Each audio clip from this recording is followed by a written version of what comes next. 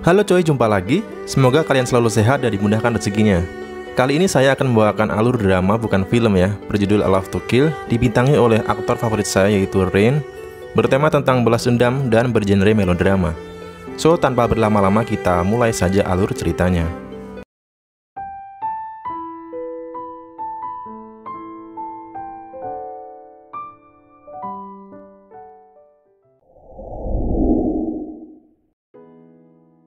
Kang Bo-gu, seorang pria yang sehari-harinya bekerja sebagai penagih hutang, terkadang bertarung di arena tinju, dan terkadang menjadi mekanik di sebuah bengkel mobil. Dengan wajah tampan berpenampilan seadanya, wanita yang sempat dekat dengannya bahkan sampai ada yang hampir bunuh diri karena merasa dipermainkan. Dingin dan tak berperasaan, begitulah sikapnya. Dia bisa saja menjalin hubungan bersama wanita lain yang dicintainya. Namun, dia tak bisa melakukan itu karena dia merasa berhutang budi dengan seorang wanita. Karena dirinya wanita itu memiliki sebuah luka bakar di badannya. Dia adalah Han Dae-jong. Dia bersumpah dengan nyawanya akan melindunginya dan selalu bersamanya. Kang Bo-gu yatim piatu. Saudara satu-satunya bahkan meninggalkannya 10 tahun yang lalu.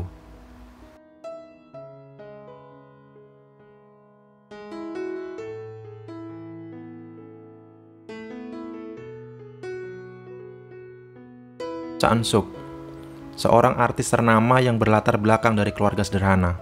Semenjak dia menjadi artis, entah mengapa dia ditinggalkan oleh kekasihnya yang sudah menjalin hubungan selama 5 tahun lamanya. Dia terus berusaha mencari keberadaan kekasihnya yang bernama Kang Minggu. Suatu hari dia menghadiri sebuah pesta, dia terlalu banyak minum karena frustasi. Diam-diam ada lelaki yang memperhatikannya. Dia adalah Kim Jun-sung, putra dari pemilik perusahaan terbesar nomor 2 di Korea. Saat itu Eun-suk keluar dan menelepon Kang Minggu yang tak ada jawaban. Dia tertidur dan ada Kim Jun-sung yang kebetulan ada di luar menghampirinya. Hanya sekedar menanyakan keadaannya. Eun-suk hampir tergeletak. Kim Jun-sung berniat mencegah dengan tangannya, namun dia sendiri juga kehilangan keseimbangan dan ikut terjatuh. Eun-suk sadar dan menarik rambutnya. Dari sudut lain terlihat seperti seseorang yang sedang bercumbu. Mereka tak menyadari ternyata ada orang lain di sana yang memotret peristiwa itu. Cha Eun-suk yang tak mengenal siapa Kim Jun-sung marah dan mengancamnya untuk jangan bertemu lagi.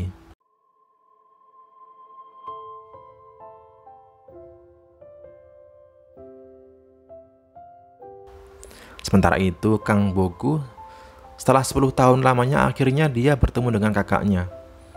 Dia adalah Kang Minggu. Ya, kakaknya adalah kekasih Cha Eun-suk. Mereka bertemu di atap sebuah gedung. Kang Minggu meminta maaf kepada Bo-gu karena telah meninggalkannya. Bo-gu mengira Minggu meninggalkannya karena kecewa yang saat itu Bo-gu bekerja untuk gangster. Namun ternyata dia dipenjara untuk menutupi kesalahan Bo-gu. Kakak adik yang terpisah selama 10 tahun itu bercanda dan tertawa melepas rindu. Raut bahagia jelas terpancar dari wajah mereka. Akan tetapi sayangnya kebahagiaan itu tak berlangsung lama. Muncul sebuah iklan di Videotron besar dari gedung yang ada di dekatnya, yang mana di situ terdapat berita pertunangan antara Cha Eun-suk dan Kim Jun-sung. Membuat Minggu tiba-tiba melamun dan berjalan seperti ingin menggapai gambar wanita itu, dan akhirnya dia terjatuh. Minggu divonis akan mengalami kelumpuhan karena pendarahan di otaknya. Bo-gu tak menyangka dan shock atas kejadian itu. Dia tak bisa menerimanya. Baru saja dia bertemu dengan saudaranya, bahkan belum genap 1 hari. Kenyataan pahit harus ia alami. Iklan pertunangan itu adalah ulah Kim Jun-sung untuk menghindari skandal, menyelamatkan reputasinya dan nama perusahaan. Karena foto kejadian di tangga itu telah tersebar, Cha Eun-suk sendiri tak tahu menahu iklan berita pertunangan itu, lalu mendatangi Kim Jun-sung dan memarahinya. Tapi nampaknya dia tak bisa berbuat apa-apa karena keluarganya menyetujui pertunangan itu. Eun-suk tak habis pikir bagaimana orang tua dan adiknya melupakan jasa Kang Minggu yang telah membantu keluarganya saat masa-masa sulit dulu. Namun karena terbutakan oleh harta, terutama ibu tirinya sama sekali tak menghiraukan ocehan Cha Eun-suk. Dan akhirnya, Bo-gu mengetahui mengapa kakaknya terjatuh dari gedung itu. Ya, karena Cha Eun-suk. Dia berpikir Cha An-suk mencampakkan kakaknya. Untuk memastikan, dia datang ke rumah An-suk yang mana pada saat itu orang tua An-suk sedang sibuk menjawab pertanyaan wartawan. Dari balik pintu, Boku menutupi wajahnya dengan topi mengaku kalau dia adalah Kang Minggu. Namun ibu tiri An-suk malah mengusirnya dan mencacinya. Dia mengatakan untuk pergi dari kehidupan anak tirinya dan menawarkan uang. Boku yang tak tahan karena mendapat cacian yang menyakitkan itu, dia menahan amarah dan pulang. Sementara itu, An-suk masih saja tak bisa melupakan Kang Minggu. Dia melihat seseorang yang dia duga adalah kekasihnya. Dia mengejar bahkan sampai menyeberang jalan yang penuh keramaian. Namun ternyata dia adalah orang lain. Dan dia akhirnya justru terperangkap oleh kerumunan orang-orang yang mengenalnya sebagai artis.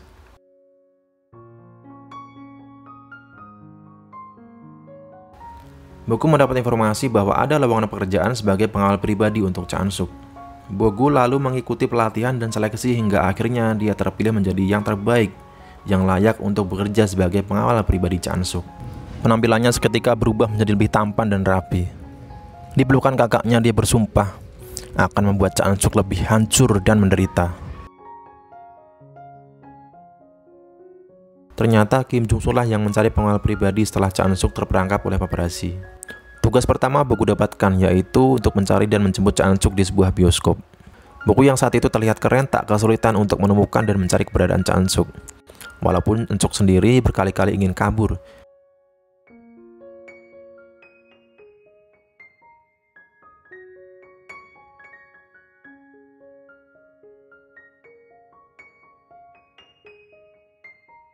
Hingga akhirnya ketika An-suk kembali ingin kabur dengan mobilnya sendiri, dia mengalami luka karena usahanya dihentikan oleh Boku.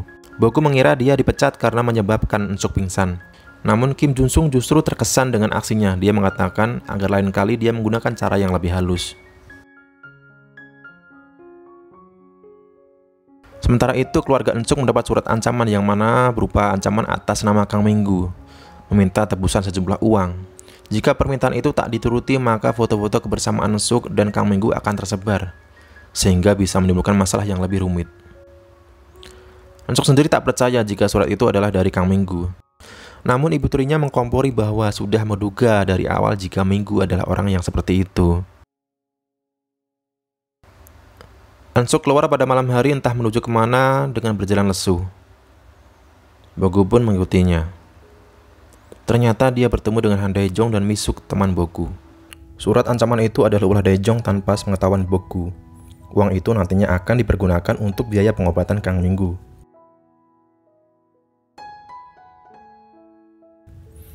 Dae-jong mengatakan kalau dia disuruh oleh Minggu. An-suk yang masih setengah percaya, dia bersedia membayar 1 juta won untuk satu foto. Pertemuan itu sendiri tak diketahui oleh Boku. Ketika pulang, An-suk kembali berjalan kaki dengan lemas dan sesekali terjatuh. Boku yang mengikutinya menolongnya membawa masuk ke dalam mobil. Di dalam mobil, Boku mendapatkan pukulan berkali-kali oleh An-suk yang meluapkan emosi kepadanya. Saat di perjalanan, Boku memutar balik mobilnya. Dia mendapat kabar dari rumah sakit bahwa kakaknya sedang dalam kondisi kritis.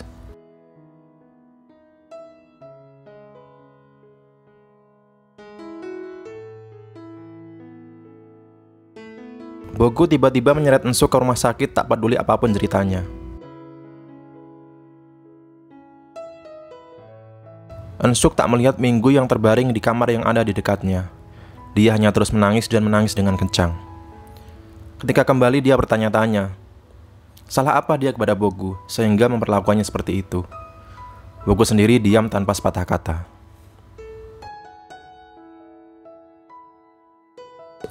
Saat syuting, An-suk sesekali memandang ke arah Boku. Dia penasaran sebenarnya orang seperti apa dia. Tiba-tiba An-suk mengalami cegukan. Dia teringat kematian ibunya setelah melihat karang laut di depannya.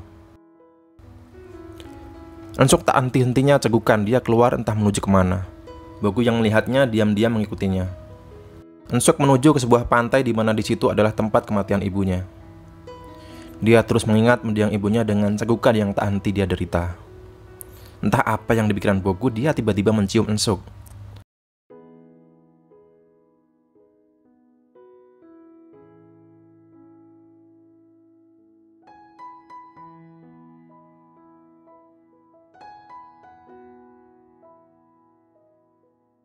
Ensuk sendiri sampai tak bisa berkata apa-apa.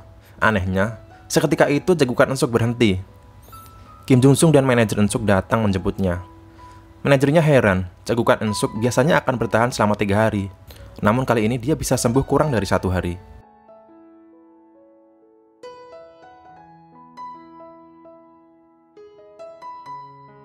Ketika Bogu jalan berdua dengan Daejong, dia malah berandai-andai jika saja dia bisa mencintai wanita lain. Dan juga andai saja kakaknya bisa bersama dengan Ensuk, tentu saja hidupnya akan bahagia. Singkat cerita, Ensuk dan Kim Jung Sung ngobrol dan minum berdua sampai mabuk. Ensuk sendiri berencana menikah dengan Kim Jung Sung lalu setelah itu bercerai. Namun, Kim Jung Sung sepertinya mulai tertarik dan berniat memilikinya. Saat mereka berdua mabuk, Kim Jung Sung memanggil Bogu untuk menjemputnya. Kim Jung Sung meminta Bogu untuk mengantarnya ke hotel. Sementara Ensuk dalam kondisi setengah sadar, dia mengira sudah sampai rumah. Calon tunangannya itu menggendong Ensuk menuju kamarnya. Bogu sendiri di dalam mobil dengan raut wajah dinginnya, tiba-tiba berlari menuju kamar Kim Jung Sung. Adegan ini adalah salah satu favorit saya, coy. Di mana Bogu yang sebelumnya terlihat dingin, menunjukkan raut wajah yang sangat khawatir dengan apa yang akan terjadi pada Ensuk, dan memilih menaiki tangga darurat pada hotel dengan puluhan lantai. Saat itu hampir saja Kim Jung Sung ingin melakukan sesuatu yang tidak baik pada Ensuk. Untungnya, Bogu belum terlambat.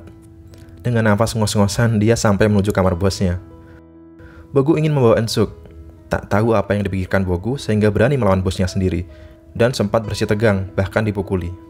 Kim Jung Sung berkata bahwa Bogu dipecat pada saat itu juga, karena berani melawannya. Namun Bogu tak keberatan dengan itu.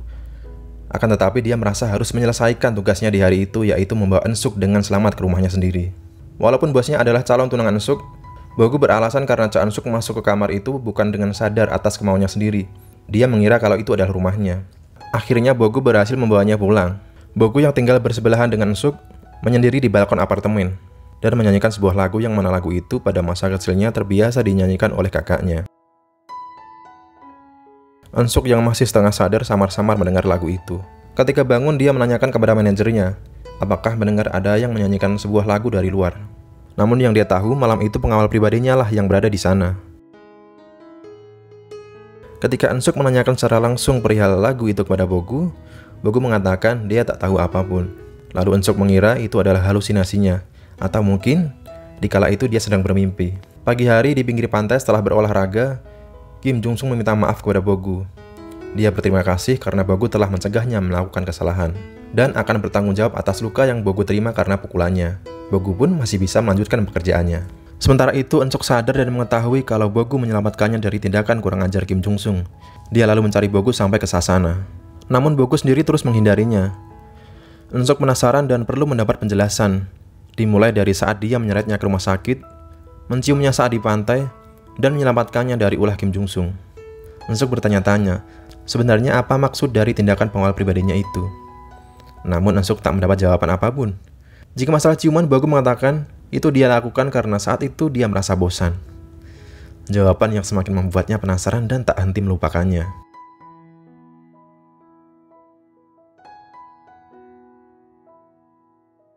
Esok harinya, Bogu berada di rumah sakit membaca buku harian kakaknya. Di situ diceritakan bahwa Minggu dilarang bertemu oleh ibu tiri Ensuk dan memintanya enyah dari kehidupan anak tirinya demi kebaikan Ensuk. Ibu tirinya juga berniat mengembalikan uang yang pernah diberikan Minggu. Namun Minggu menolaknya. Setelah itu, Bogu mencoba menelpon Ensuk dengan HP Kang Minggu. Dia hanya diam, mendengarkan Ensuk berbicara, apakah uang yang diberikan kurang. Ensuk sendiri mengatakan itu sambil menangis. Ternyata sama seperti yang ia terima dari ibu Ensuk. Jawaban yang ia terima ketika ia berpura-pura menghubunginya sebagai Kang Minggu, yaitu dia direndahkan dengan uang. Ya, kita tahu walaupun itu salah paham, dimulai dari ibu tiri Ensuk dan juga Han Daejong. Hari berlalu seperti biasa, Bogu mengawal Ensuk saat bekerja. Ketika itu Ensuk dalam prosesi pemotretan di sebuah atas bangunan. Ensuk diam-diam memandangi Bogu. Dia kaget ketika Bogu tiba-tiba melihat ke arahnya. Ensuk kehilangan pegangan dan hampir terjatuh. Melihat Ensuk bergelantungan, Bogu langsung berlari dan memegang tangannya. Namun pada saat bersamaan, Bogu dari Irponya menerima kabar bahwa kakaknya kembali kritis. Bogu berpikir dan ragu. Apakah itu saatnya membalaskan dendamnya, agar Eun-suk menerima penderitaan yang sama?